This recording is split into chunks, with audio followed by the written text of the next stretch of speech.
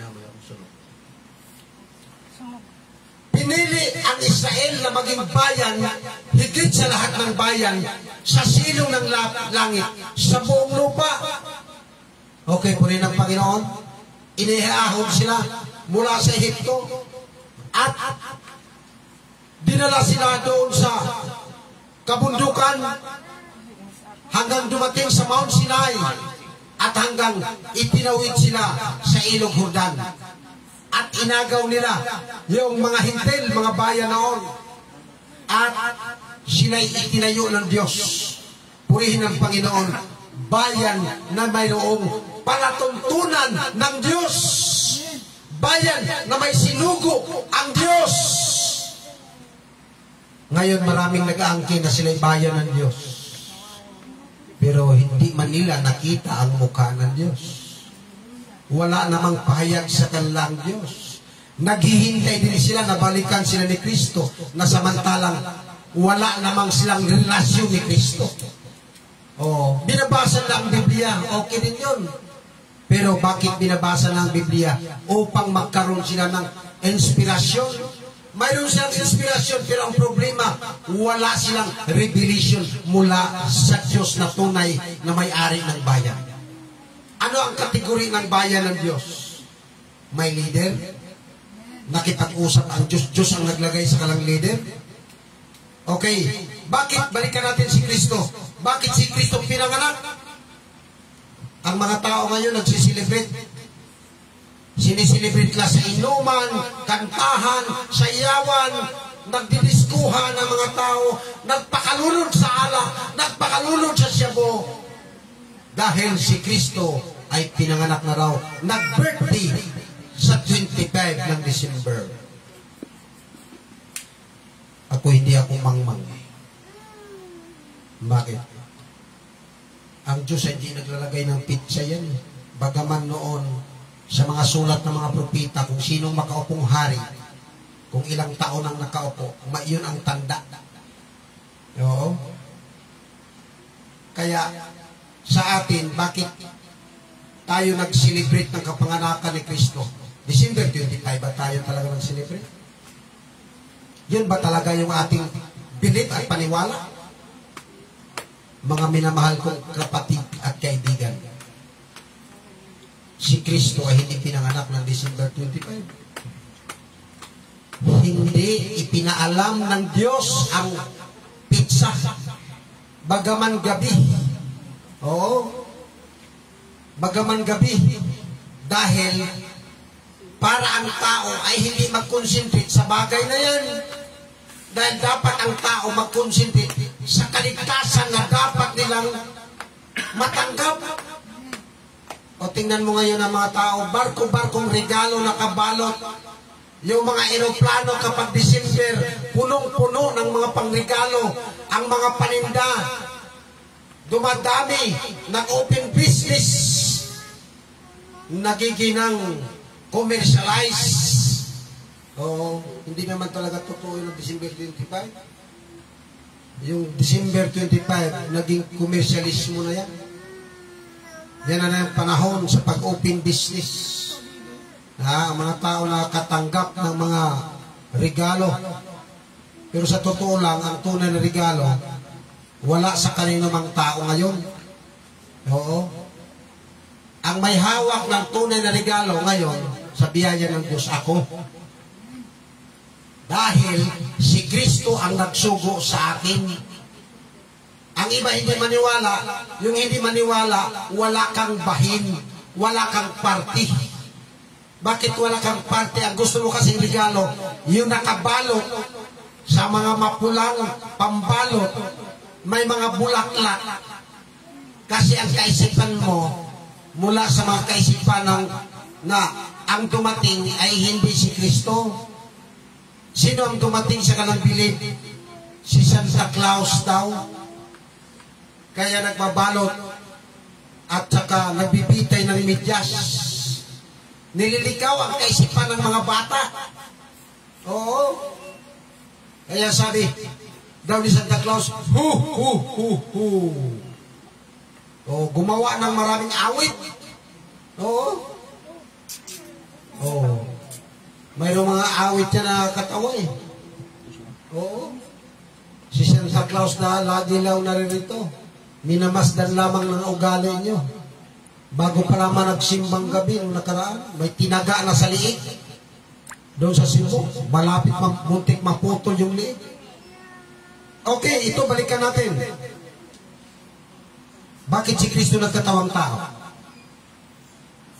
Upang itayo niya ang bago. Gusto ng mga alay ayon sa kautusan.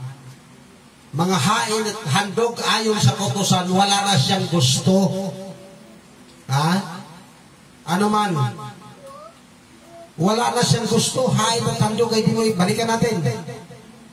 Sinasabi, kaya pagpasok niya sa sanglibutan, bakit saan ba siya nanggaling?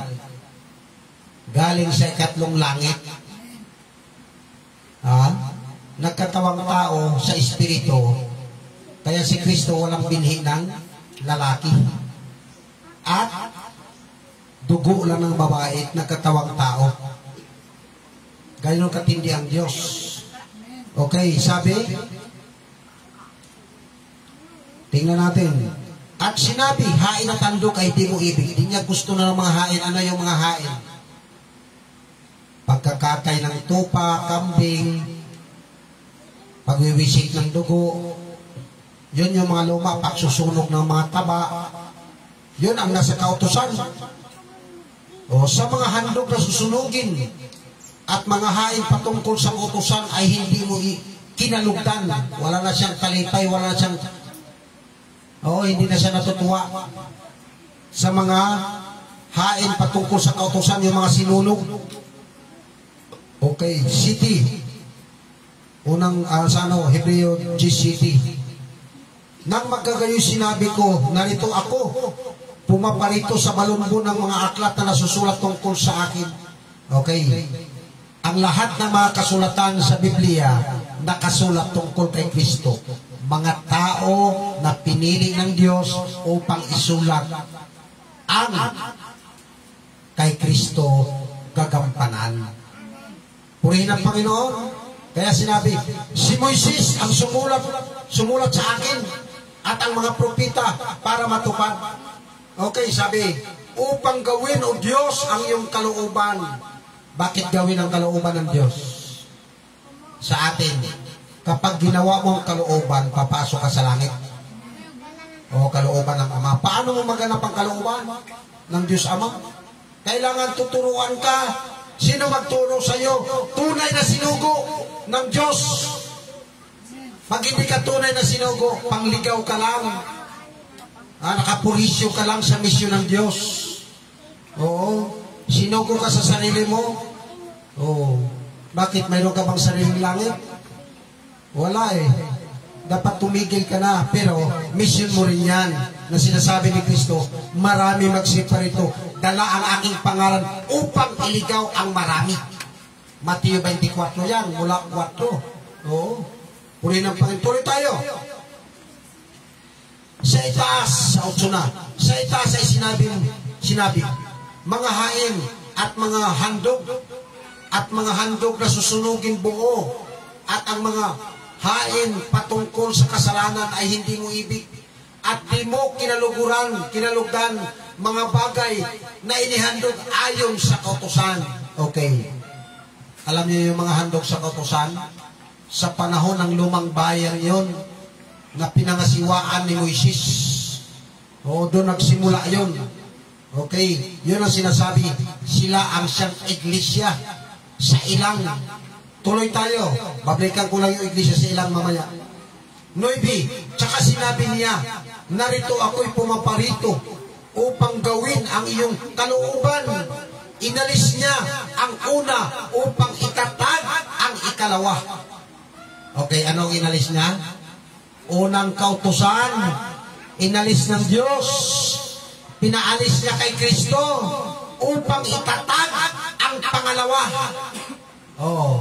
Ano yung pangalawa, mga kapatid? Yung pangalawa, ito na. Yung bayan ng Diyos, ang iglesia ng Diyos sa bagong tipan. Tingnan mo na natin, basahin natin. na noon may iglesia sa ilang. Ang iglesia sa ilang, mga propita ang nangangasiwa sila ni Moises at mga propita. Oo, purihin ng Panginoon. Yun ang inalis na. Oo, yung mga hain doon, pero hindi lahat doon ay nawala. Oo, dahil sabi ni Kristo, hindi ako napalito upang sirain ang kautusan at ng mga propita. Napalito ako upang ganapin. O anong nangyayari? Anong ginawa ni Kristo? Hindi niya upang sirain at wasakin, kundi upang magkaroon na ng katuparan, sapagkat ang sa lumang tipan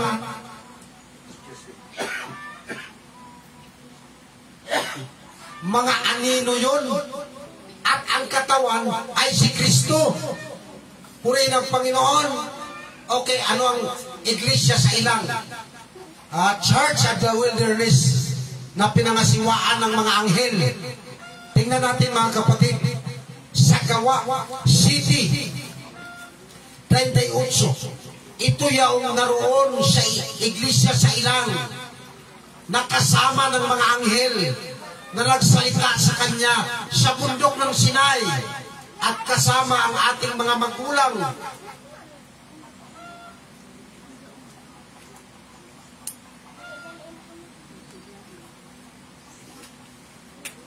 Purihin ng Panginoon. Ulitin natin. At ito yung naroon sa iglesia sa ilang, nakasama ang mga anghel na nagsalita sa kanya sa bundok ng Sinai, at kasama ang ating mga magulang na siyang nagsisitanggap ng mga aral na buhay upang ibigay sa atin. Purihin ang Panginoon. Ano yung iglesia sa ilang? Ang iba hindi na alam ano ang meaning ng iglesia. Ang salitang iglesia mula sa hango sa salitang eklesia, sa dalawang salitang ugat na ek at kaliyo. Ang ek, tawag yan exit. Kaliyo, calling by God. Pero ang pangtawag ng Diyos, mga kapatid, hindi alam ng tao kung paano tatawagin sila. Salita ng Diyos ang pangtawag sa tao. At hindi directly ang Diyos magsasalita sa kanila. Bakit hindi directly? Magsusugo ang Diyos ng tao gaya sa Old Testament sa panahon ni Moises sa iglesia sa ilang. Ano iglesia? Grupo ng mga tao, na tinawag at inilabas. Sa ating panahon, sa sanglibutan ka ilabas. Sa panahon nila ni Moises, nilabas sila sa Egypt. Sa ating panahon, ilabas ka saan ka ilabas? Sa barangay mo, ihiwalay ka ng barangay. Ilabas ka sa mga bisyo mo. Ilabas ka sa mga kahalayan. Ilabas ka sa mga paniwalang mali. Ilabas ka mula sa mga salin-saling sabi. At tuturuan ka ng turo ang aral ng sinugo ng Diyos na tinawag ng Diyos. Yun ang iglesia. Group of people. Ang iba magsasabi, ay delikado yung iglesia. Siguro, mayroon na silang karanasan sa mga ganong grupo.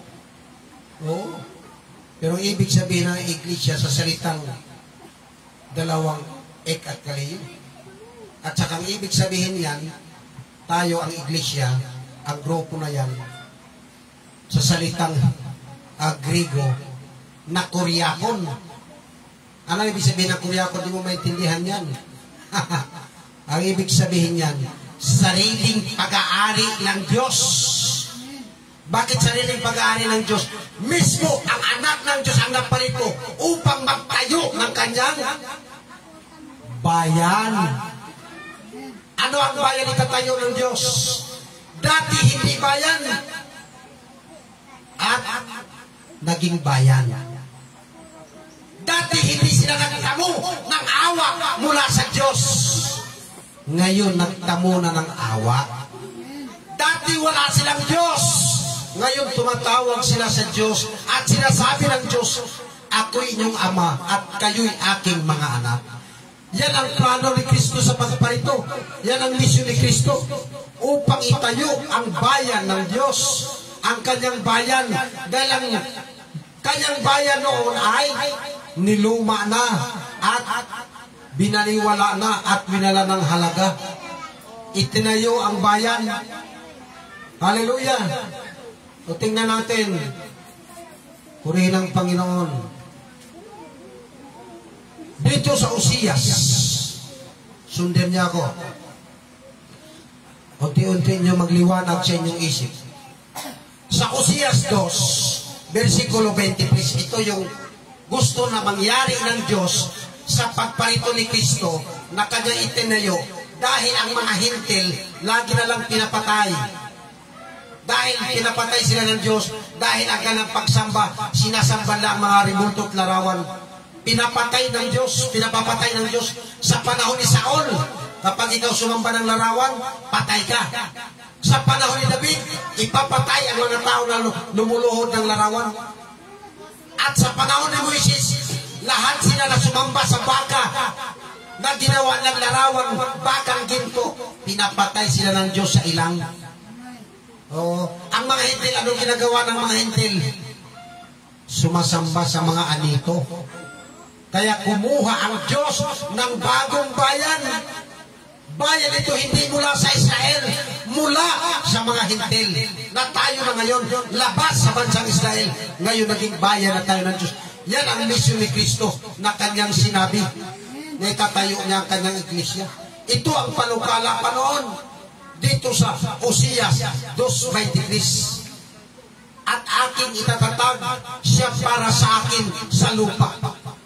Bakit natatag na Israel? Nung sinabi ito ni Osias, tapos na, nakalabas na sila, naging bayan na sila.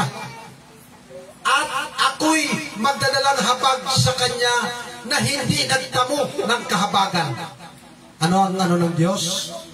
Magdadalas ang Diyos ng habag, awa sa kanila na sa atin mga hintil ay hindi nagtamo ng kahabagan. Bakit ang mga hintil?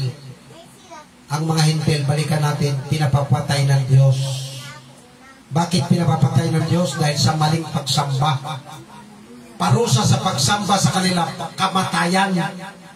Pero ang mga hintil, magtamo ng kahabagan. Okay, tuloy tayo. At aking sasabihin sa kanila na hindi ko bayan, ikaw ay aking lupa, magsasalita, at ang Diyos sa langit, sasagutin sila. Yan ang bakit? Sapagkat may sinugo ang Diyos sa kanila. Ito tituloy natin sa itaas. Sa 22. At ang lupa'y sasagot ng trigo at alak, at ang langis, sila'y mga sasagot sa Jezreel, sa 21. At mangyayari sa araw na yaon, ako'y sasagot, sabi ng Panginoon, ako'y sasagot sa langit, at sila'y magsisagot sa lupa. Ano ibig sabihin? Ang salitaan may two-way traffic. Magsasalita ang Diyos sa langit, sasagot ang kanyang bayan sa lupa. Bakit? May ugnayan ang Diyos at ang kanyang bayan. Ano ang purpose? Bakit itinayo ng Diyos ang kanyang bayan? Upang mag-alay, maghandog ng mga hain, ng mga pagpapasalamat patungkol sa Kanya. Okay? Ano ba ang mga tao na mga nasa ang bayan ng Diyos? Mga kapatid, ang sinabi ni Kristo, balikan natin sa Mateo 16:18. Sinasabi ko naman sa iyo na ikaw ay Pedro, at sa batong ito itatayo ko ang aking iglesia. Ano yon? Panukala ni Kristo. Sa pagtatayo ng kanyang bayan. Ano ang kanyang sinabi? Sinasabi ko naman sa iyo, Pedro, na ikaw ay Pedro, at sa ibabaw ng batong ito, bato si Kristo. Si Pedro ay bato rin. At ang bayan ng Diyos, ang mga tao, bagaman buhay, pero sumisimbolo sa batong buhay upang mag-alay at maghain sa Diyos ng mga nakalulugod, ng mga pagpupuri, mga pagpasalamat sa Diyos. Tingnan natin dito sa unang Pedro 2, versikulo 5, binanggit ito yung mga bato. Dahil si Kristo ay bato. Si Pedro ay bato. Ang kanyang iglesia, ang mga tao, sumisimbolo din sa batong na tayo. Tingnan natin, 2:5. Kayo rin naman ay gaya, ibig sabihin, simbol, gaya ng mga batong buhay, ay natatayong bahay na ukol sa Espiritu. Paano tayo natayong bahay? Ukol sa Espiritu. Upang maging pagkasaserdoting banal. Ano ibig sabihin ng saserdote? Tagapag-alay sa Diyos. Banal. Ano yung mga banal? Ha? Sinasabi lang, banal, walang banal. Oh, may mga paniwalang walang banal. Walang banal sa tao sa mundo. Pero may mga taong binanal, dinala sa kanyang iglesia at namumuhay sa kabanalan at turo at aral. Bakit ano ba ang ginagawa ng mga tao sa mundo? Oh, puro lang sayawan yan. Puro lang inuman, puro lang bisyo yan. Sigarilyo, alak, sugal, sigarilyo, bisyo, lahat ng bisyo. Ang mga lalaki ng babae, ang mga babae ng lalaki. Ang mga bakla ng lalaki, ang mga tumboy ng babae. Bakit nagkaganon yan? Puro bisyo yan. Oo. Kaya sabi ng isang lalaki, ako lahat ng bisyo na sa akin na. Pang babae, pang lalaki, doble. Okay. Ito, sinasabi nito. Tuloy tayo sa ating pagbasa. Upang maging pagkasaserdoting banal. Oh, ito yung banal. Upang maghandog ng mga hain ukol sa Espiritu. Oh, saan tayo maghahandog? Maghain tayo ukol sa Espiritu. Hindi na tayo maghain ng ukol sa kautusan sa Old Testament. Magdala tayo ng guyo tayo ng baka, tupa, kambing, magsusunog, magwiwisik ng mga dugo, may abo. Oh. Sa atin wala na yung mga abo-abo na yan. Ha? Sa kanila mayroon pa yung ginuguhit sa kanang noo. Okay. Sunod.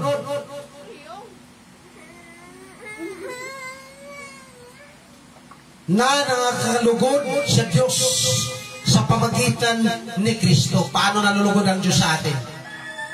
Dahil kay Kristo. Dahil pinili tayo ng kanyang sariling dugo. Ano ang pinili natin? Pinambayag sa atin. Dugo ni Kristo ang pinambayag sa atin. Susundan ng iba yan, oy, binili tayo ng dugo ni Kristo. Ang binili ng dugo ni Kristo, yung mga tao na grupo, may apostol na sinugo na tunay.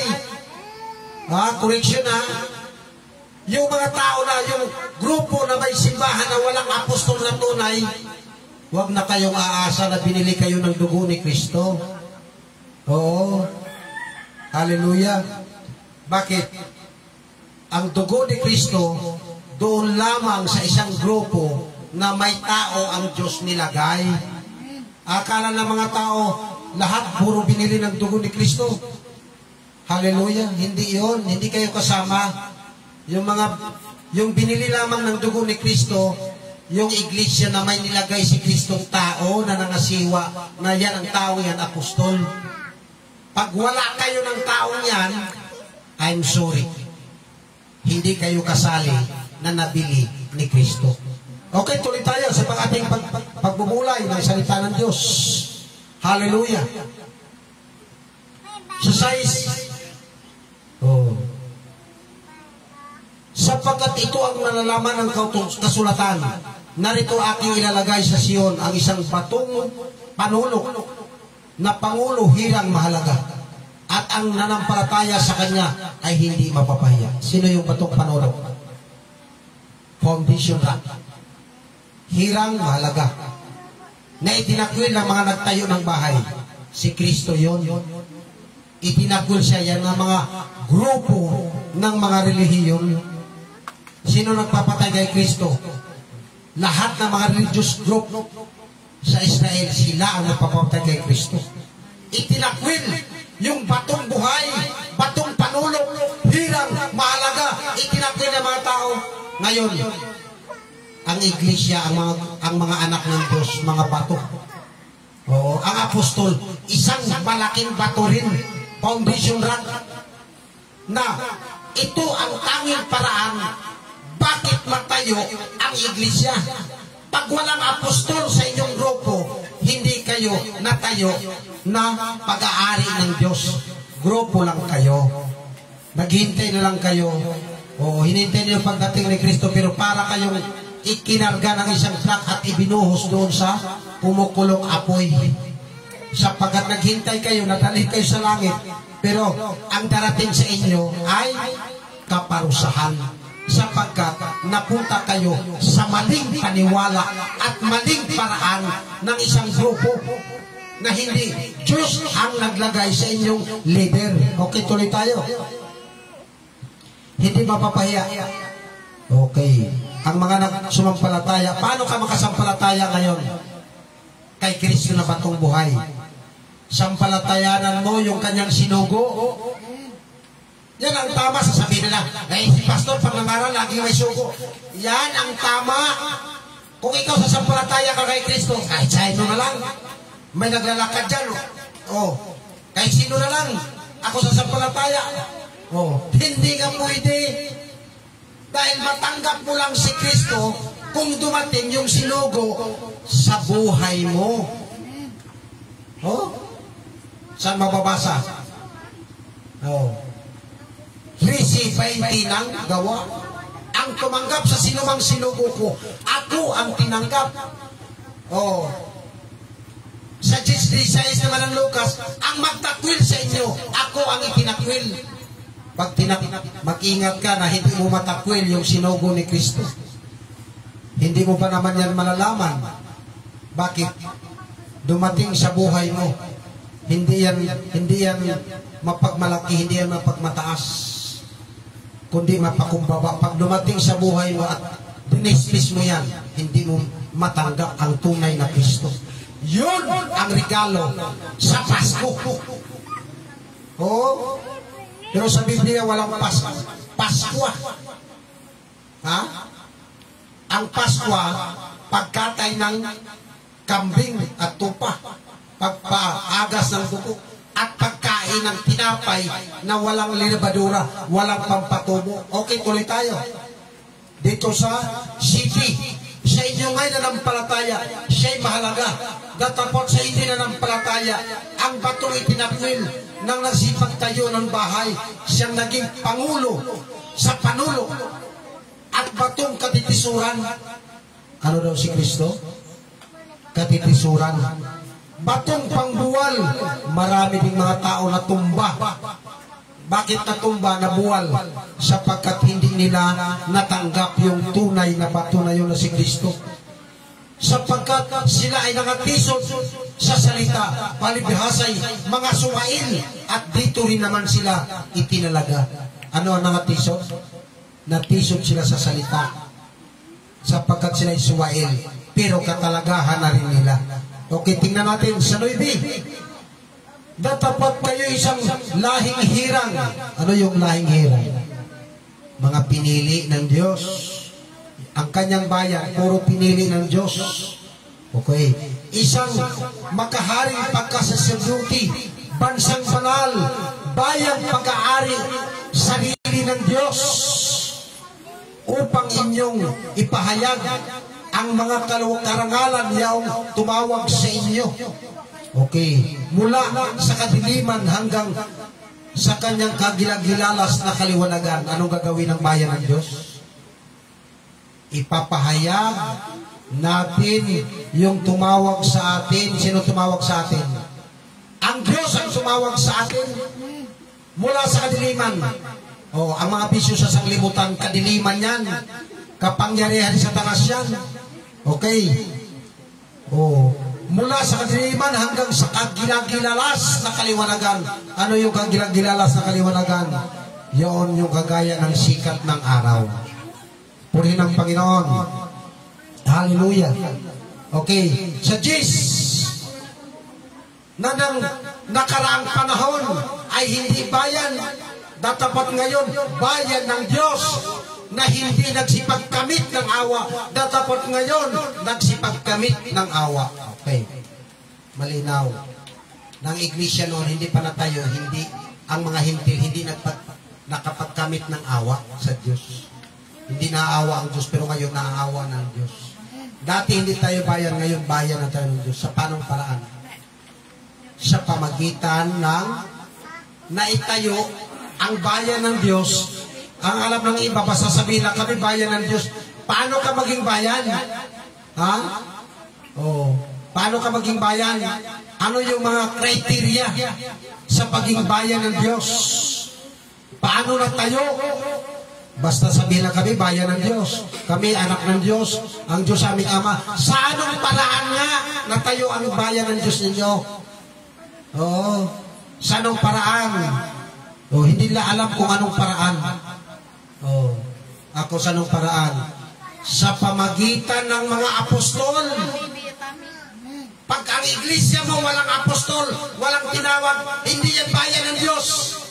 Hindi yan pag-aari ng Diyos. Ano yan? Pag-aari lang yan ng tao, kung sinong leader ninyo dyan. Okay, basahin ko sa inyo kung paano matayo ang bayan ng Diyos. Dito sa Episo 2:20, na mga itinayo sa ibabaw ng kinasaligan ng mga apostol. Malinaw. Maraming mga iglesia, walang apostol, walang sinugo. Maraming mga grupo. Kami daw mga anak ng Diyos. Paano ka naging anak? Na wala namang apostol sa inyo, na para na tayo kayo bayan ng Diyos. Dahil ang bayan ng Diyos, ang fundador, apostol. Founder, apostol. Pag walang apostol sa inyo, wala. Anong mayroon sa inyo? Evangelist. Malaking katangahan yan. Propeta, malaking katangahan yan. Pastor, malaking katangahan yan. Bishop, malaking katangahan yan. Apostol, sinabi sa Biblia. Hindi kung ano-ano. Malinaw yan. Apostol, ginawang kauna-unahang leader ni Kristo. Si Kristo ang dakilang apostol. Hebreo 3:1. The great apostle. Sila ang mga pundador ng isang bahay ng Diyos na siyang iglesia. Ituloy natin na mga itinayo sa ibabaw ng kinasaligan ng mga apostol at mga propeta na si Kristo Jesus, di naman ang Pangulong bato sa panulok. Alam mo yung mga tao na hindi makaintindi, diyan papasok sa langit. Bakit? Pag hindi mo maintindihan yung aral ng sinugo, hindi ka papasok sa langit. Bakit sinasabi ni Kristo? Pag hindi hihigit ang iyong katuwiran sa mga eskriba at parasiyo at sadusiyo, never na papasok ka sa langit. Bakit? Alam nyo ang Espiritu, ang Espiritu ng Diyos na bibigay karunungan niya. Ang iba mayroong simbahan. Sinong founder ninyo? Si Kristo. Sinong founder niyo pa? Si Pablo. Hindi kayo nakita ni Pablo. Hindi ka bautismo ni Pablo. Hindi na ka nakakomunyon kay Pablo. Hindi mo na hawakan ang kamay ni Pablo. Kahit yung lolo at lola mo, more than 2,000 years na. Bakit si Pablo pa? Pwede ba mga siwa ang patay sa buhay? Alam niya, hindi naman ganun ang Diyos. Ginagawa na ng tao na bubo ang Diyos. Pwede bang nasa kabaong magsasabi, magkomunyo na kayo, katangahan? Ako hanga ako sa mga tangang relihiyon. Bakit hanga ako? Dumami sila ng dumami. Dumami bakit? Natupad lang sinabi sa Biblia nang papasok sa langit yung kundi, yung pupunta sa impyerno, kasi dami ang buhangin sa dagat. Kunti lang kayo, Brad. Apostol, kunti lang kayo. Bakit na pagpasok sa langit, paramihan ba yan? Hindi. Ang papasok sa langit, yung makaunawa sa turo at aral ng buhay na apostol. Ang iba gusto nilang itayo ang galang sarili, wala silang katuwiran. Pagharap na sa Diyos, Bakit ka nagtayo ng relihiyon? Kasi nabasa ko sa Biblia. Kasi ang Biblia, ang pwede gumamit yan, sinugo lang ng Diyos. Dahil ang sumulat yan, puro sinugo. Si Moises sinugo. Lahat ng mga propeta sinugo. Lahat ng mga apostol, puro sinugo sumulat. Ang mag-take over ng Biblia, sinugo din. Pag di ka sinugo, take over niyan. Out of order ka. Ha? Sasabihin mo, ako'y ganito profesional. Kahit pa saan ka nagtapos ng mga university. Dahil hindi sinabi ng Diyos ng aking susuguin tapos ng university. Maliban lamang kung ikaw magpailalim sa akin na sinugo ng Diyos. O si Marvin, sinabihan ko, Ben, basahin mo ang Biblia dahil kapatiran ka na namin sa iglesia.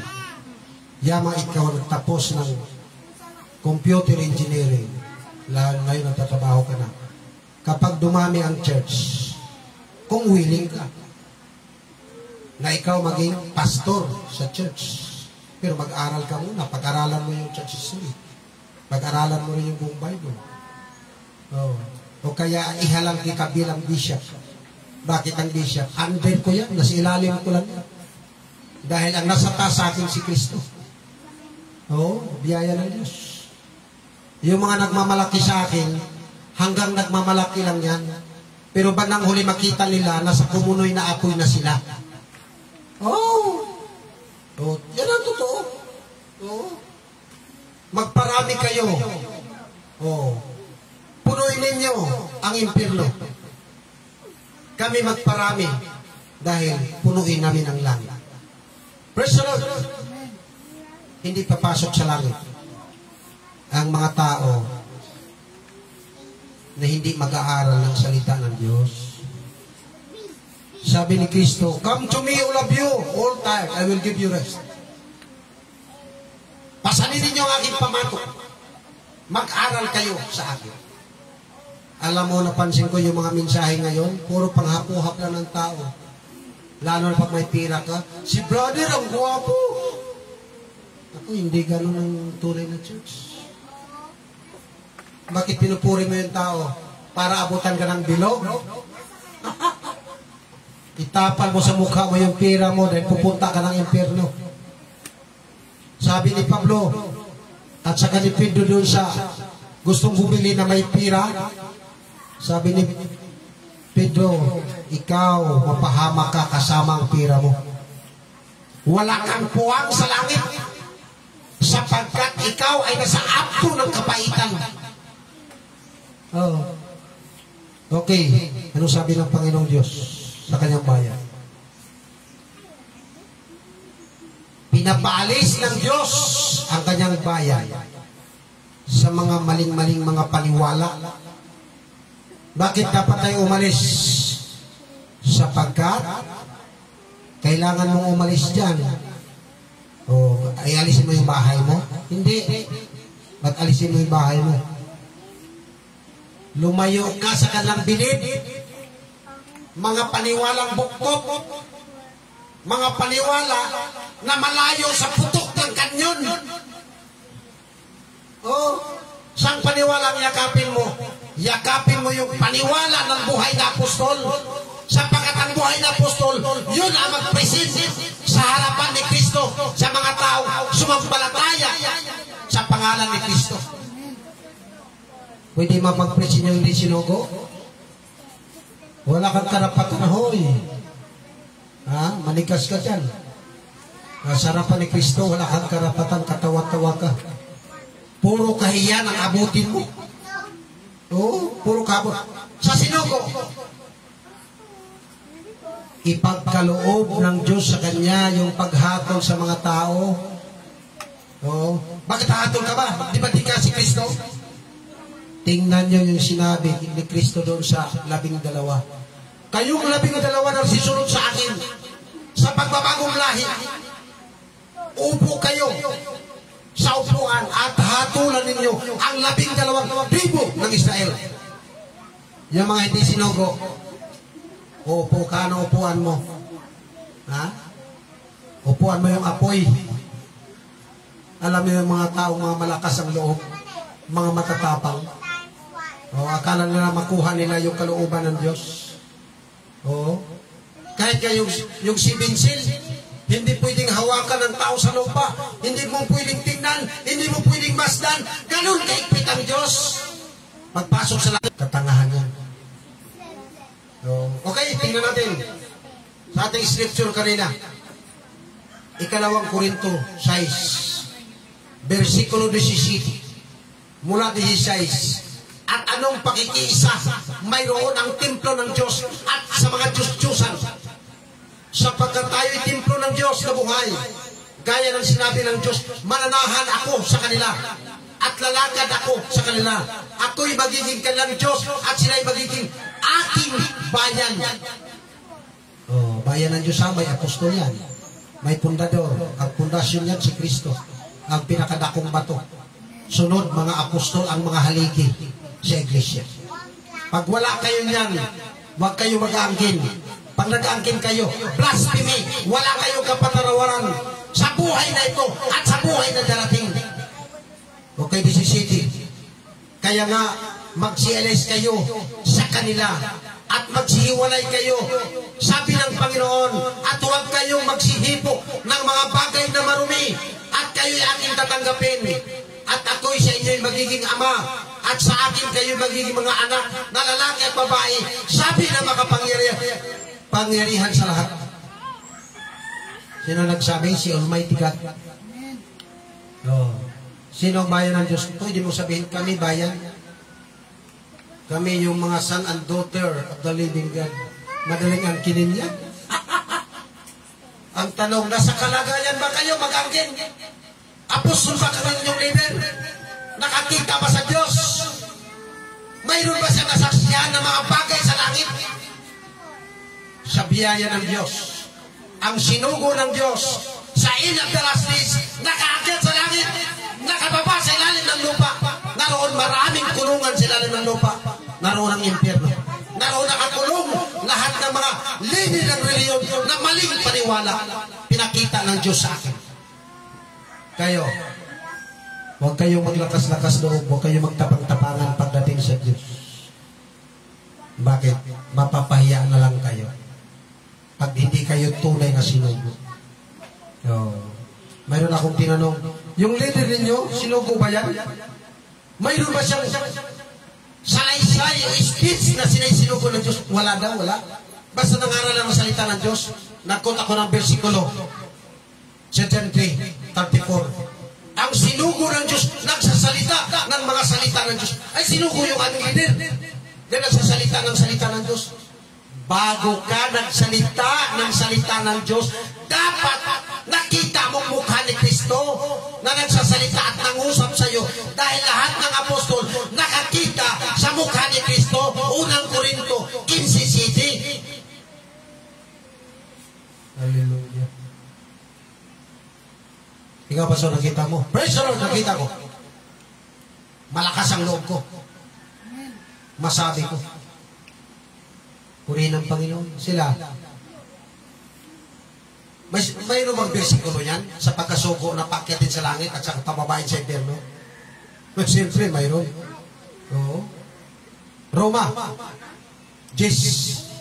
Basahin niyo mo ng 6 at saka 7. Ayon sa pananampalataya. Huwag mong sabihin sa iyong puso, sino ang akyat sa langit upang si Kristo'y ibaba? Siyempre, sinugo. Akyat sa langit. Paakyatin ka upang ipakita ng Diyos sa iyo ang lahat ng kanyang mga bagay na gustong ipakita. Kung paano si Moises pinaakyat sa Mount Sinai para kausapin ng Diyos, ganun din ang sinugo ng Diyos. Paakyatin sa batong langit para kausapin ng Diyos. May makahadlang ba sa Diyos? Nothing impossible. Nasabi nila, hindi totoo yun. Kanilang mga katuwiran, walang nakakita kailanman sa Diyos. Ang bersikulo, mapalad ang may malinis na puso, makikita nila ang Diyos. Narinig ko sa isang leader ng reliyon, muntik ko lang makita ang mukha ng Diyos. Hindi pa rin. Ako ang nakakita dahil ako ang binigyan ng full authority. Muntik ko raw. Sinasabi ng ibang grupo din, nagpasting nga mga leader, wali pa kadlaw, muntik na niya makita ang Diyos. Kahit pa 1,000 taon ka magpasting, hindi mo makita mo ka ng Diyos dahil walang gana ang Diyos sa iyo. Ako, nagpasting ako, kalahating buwan lang nakita ko mukha ng Diyos. Sa iyo, 40 ka. Dahil di ka gusto ng Diyos. Ako, kahit hindi ako magpasting, dahil gusto ako ng Diyos, pinili ako ng Diyos, nakatalaga na ako. Buhang pasakyan ng aking ina. Hindi pa ginawa ang mundo, nakasulat ng aking pangalan, na ako'y nasa listahan, na ako'y maging isang leader pagdating ng panahon. Yung mga hindi sumampalataya sa akin, walang bahagi kayo sa langit. Yung sumampalataya sa aking pangangaral, approve. Pinipirahan ko ba kayo? Alam niyo yung mga hindi sinugo, mga mukhang pira yan? Totoo yan. Anong sabi ni Pablo? Hindi ko kinakalakal ang salita ng Diyos. Sige. Sino mag-testimony ng mga kapatiran? Nagsabi si Pastor, yung aming apostol, kinakalakal talaga yung salita ng Diyos. Pag umuwi niya sa bahay niya, puno yung bulsa ng pera. Sa totoo lang, ako'y nagugutom. Walang tiyak na tirahan, walang tiyak na lugar na pupuntahan. Hanggang ngayon, ang iba nag-aari na. Saan sila nag-aari? Mayroon na silang mga malaking kaharian. Parang hindi na gustong mamatay. Yung iba, yung mga patay nila, nakalutang pa rin sa hangin hanggang ngayon, di pa nililibing. Bakit kaya? Di gustong iwanan ang mundo. Kami, hindi pa kami naghari sa lupa. Bagaman darating si Kristo, doon pa kami maghari. Maghari kami na may kamay na bakal. Babasagin namin ang mga dapat basagin. Purihin ang Panginoon. Tingnan natin, sabi ni Pablo, 2 Corinto 2:17, sapagkat hindi kami gaya ng karamihan na kinakalakal ang salita ng Diyos, kundi sa pagtatapat at gaya ng mula sa Diyos, sa harapan ng Diyos, ay nagsasalita kaming parang kay Kristo, para kay Kristo. Hallelujah. Alam niyo yung hindi ka pa makahalos makarinig ng reliyon na hindi puro pira ang hinahanap na tao. Puro pinag-usapan, upiling. Lahat ng upiling. Dinidiscuss nila yung lahat ng klaseng upiling sa akin, sa church ko. Kahit di ka magbigay, okay lang. Bakit? Kapag nagbigay ka, para din sa iyo. Dahil sinasabi ng Diyos. Kapag ikaw nagbigay, nag-alay ka, nagtanim ka para sa Diyos, may aalihin ka. Kapag naghintay ka ng kagantihan, katulad ng sinasabi ni Kristo, kapag naghanda ka, huwag mong pakainin yung mga mayayaman, mga kamag-anak mo. Tawagin mo yung mga pilay, pingkaw, bulag, mga makinilimos na walang ikaganti sa iyo. Dahil doon sa kabilang buhay, doon sa pagkipanibagong lahi, gagantihan ka ng Diyos. Ibig sabihin, dito sa lupa, huwag kang maghanap ng kapalit. Diyos ang magbibigay sa iyo. Doon na ang Diyos na maghahanda sa iyo ng lahat ng bagay. Purihin ang Panginoon. Ganon ang ating bili. Papaghariin niyo si Kristo saan? Sa inyong puso. Tuparin ninyo ang kanyang mga salita na walang bahidungis, walang kapintasan hanggang sa kanyang pagparito. Purihin ang Panginoon. Hallelujah. Tayong lahat ay tatayo. Tayo'y awit. Sino mang gusto magkaloob, sa may gusto, magkaloob tayo. Purihin ang Panginoon.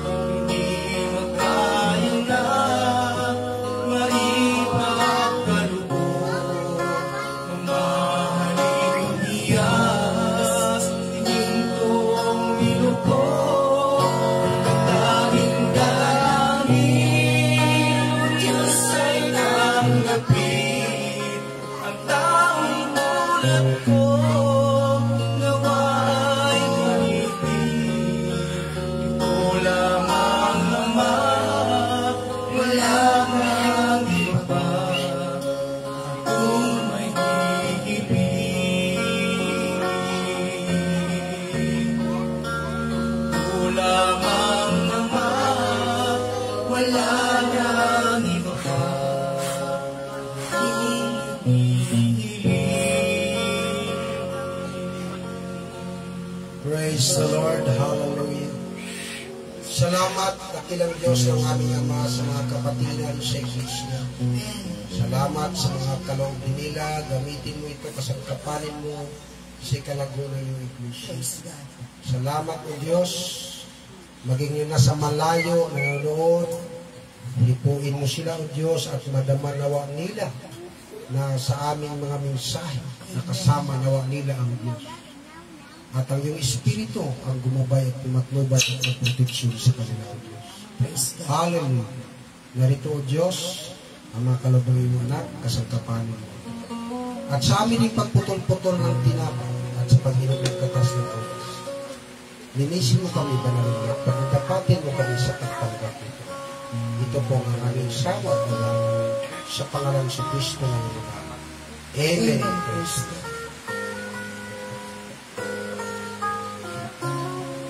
Awitin natin ang banal na.